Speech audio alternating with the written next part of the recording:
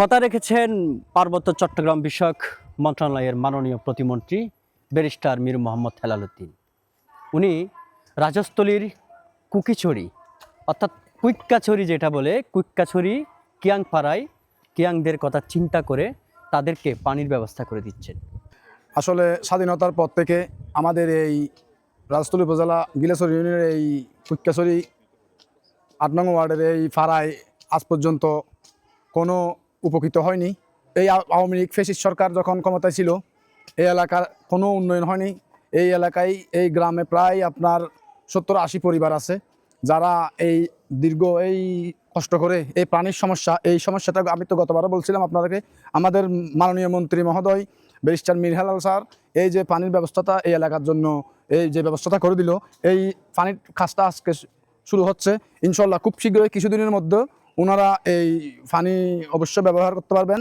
যে ধর্মীয় দৃষ্টিকোণ থেকে আসলে আমরা অত্যন্ত খুশি এই কুক্কাছড়ি খিয়াংপাড়ায় দীর্ঘদিন 40-50 বছর ধরে আমরা পানি সংকটে আসি।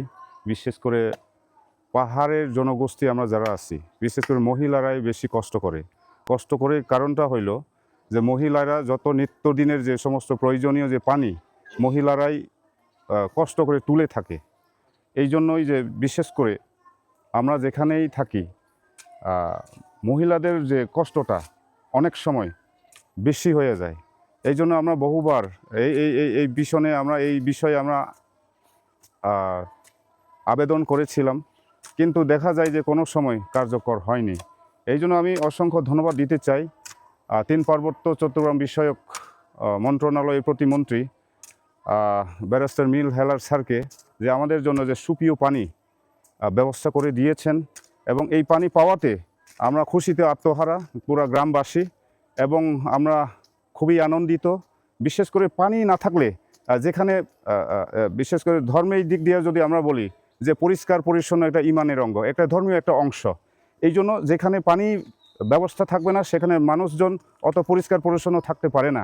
এই জন্য দেখা যায় যে অনেকে আমরা অতটা পরিষ্কার পরিচ্ছন্ন থাকতে পারি না। দীর্ঘ 40-50 বছর ধরে পানির সংকটে আমরা ভুগেছি, কিন্তু আজকেই এই পানির সমস্যা নিরসনের কাজ চলছে। আমি অত্যন্ত ধন্যবাদ দিতে চাই বিশেষ করে মাধ্যম রনি ভাইকেও, রাঙামাটি জেলা ছাত্র দলের সাধারণ সম্পাদক, ওনাকে ধন্যবাদ দিতে চাই এবং সম্মানিত উপজেলার সংগঠনের যে সাধারণ সম্পাদক বেলার ভাইকেও ধন্যবাদ দেই।